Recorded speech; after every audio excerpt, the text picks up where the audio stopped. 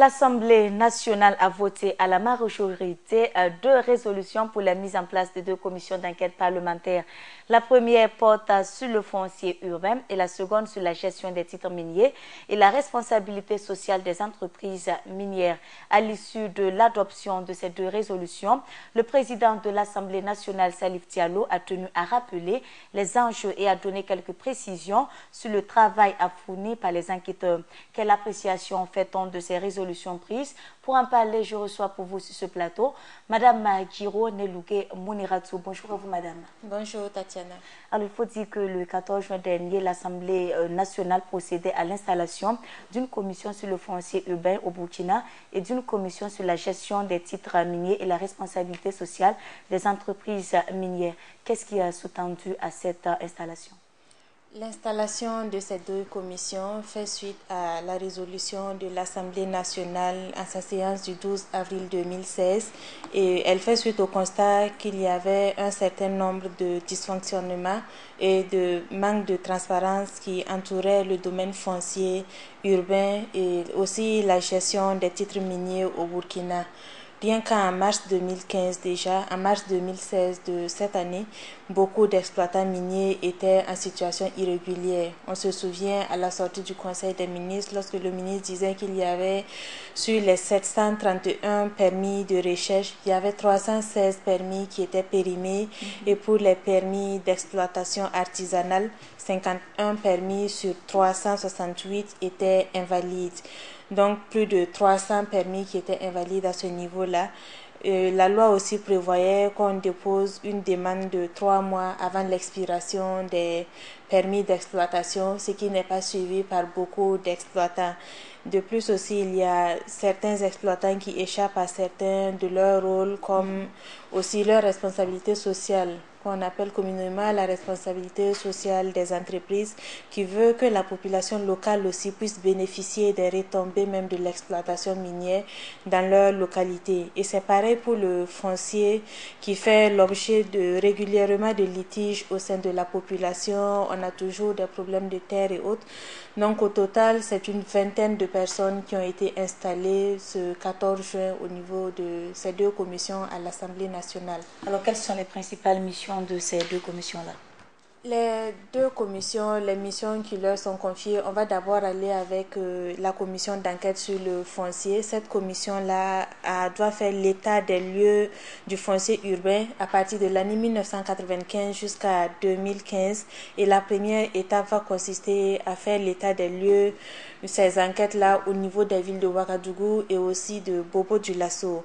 Et cette commission plutôt sur le foncier doit rapprocher les différentes procédures qui sont utilisées pour la gestion du foncier urbain avec les prescriptions de la réglementation en vigueur et aussi elle doit relever certaines irrégularités.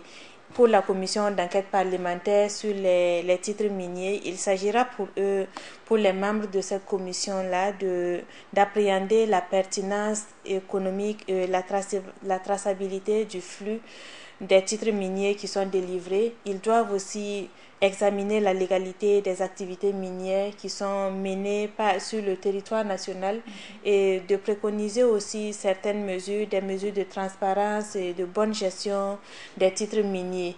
Et ces commissions doivent déposer leur rapport à l'Assemblée nationale dans un délai de 2 mois et ce délai se compte à partir du moment de leur installation, donc le 14 juin. D'accord. Alors c'est l'occasion également d'aborder la question de la responsabilité sociale des entreprises minières. Quel est l'état des lieux à ce niveau?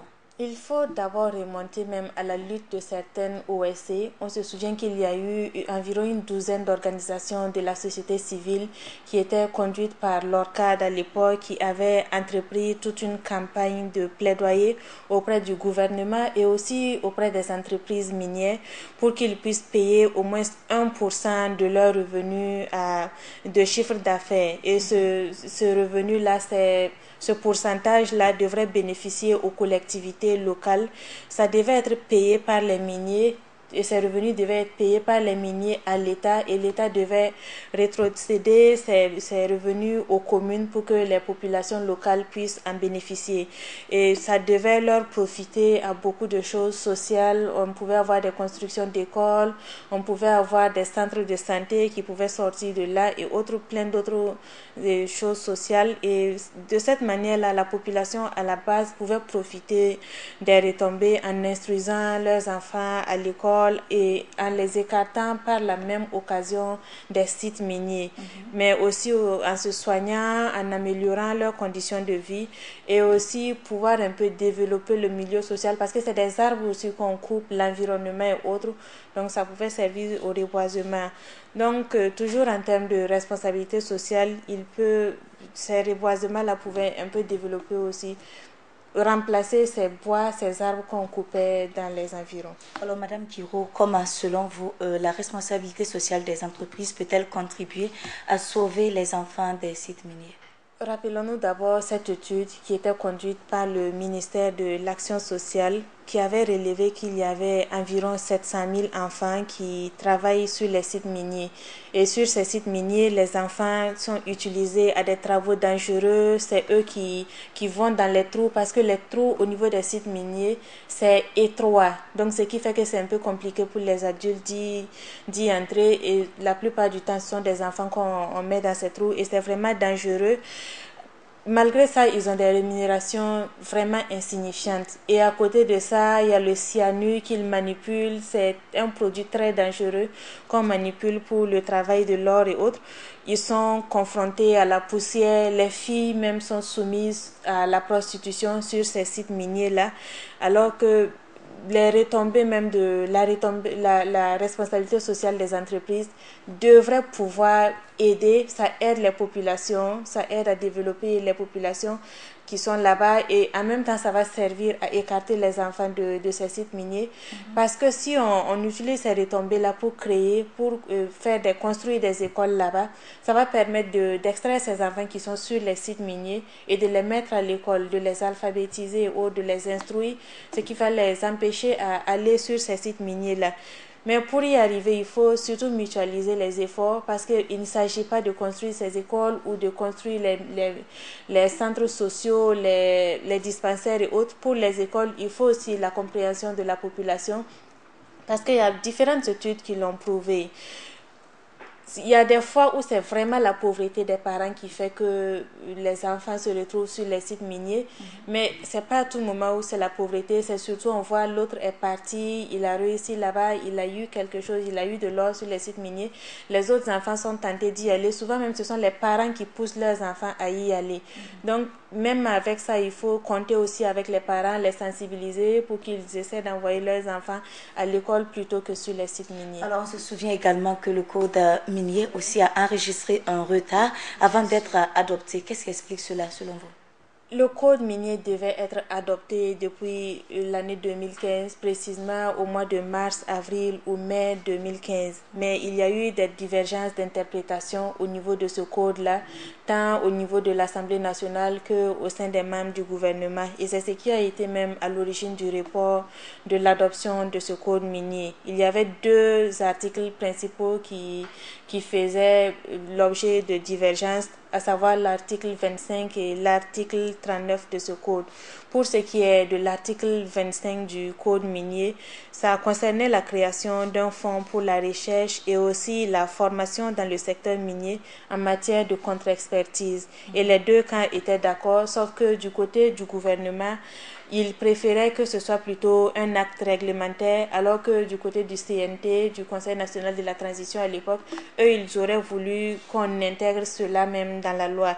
Et pour ce qui est de l'article 39 de ce code, il y avait un amendement qui précisait que la nécessité même de réaliser une autre étude des sociétés minières avec le reste des filières de l'économie locale.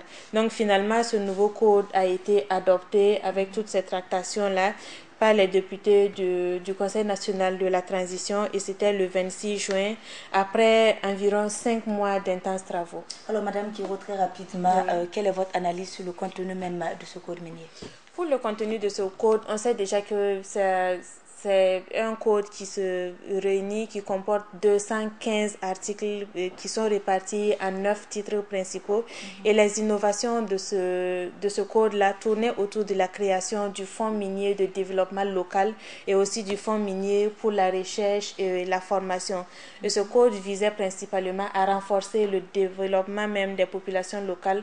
Comme on le disait tantôt, il y avait aussi la protection de l'environnement, du cadre de vie et qui devait aussi servir au développement durable. Mais l'exploitation minière dans les différentes localités ne s'est pas toujours faite sans contestation. Et c'est pour ça d'ailleurs qu'on revient avec la responsabilité sociale des entreprises pour que les populations à la base aussi sachent qu'ils peuvent en profiter, pour que ça soit concret, pour qu'ils puissent en bénéficier. Voilà. Alors merci à vous Madame Kiro d'être passée sur ce plateau. Fidèles téléspectateurs, c'est tout pour l'édito de ce jour. Notre invité a apporté son analyse sur les enjeux des résolutions prises pour la mise en place des 2 commissions d'enquête parlementaire et son appréciation sur le travail fourni par les enquêteurs.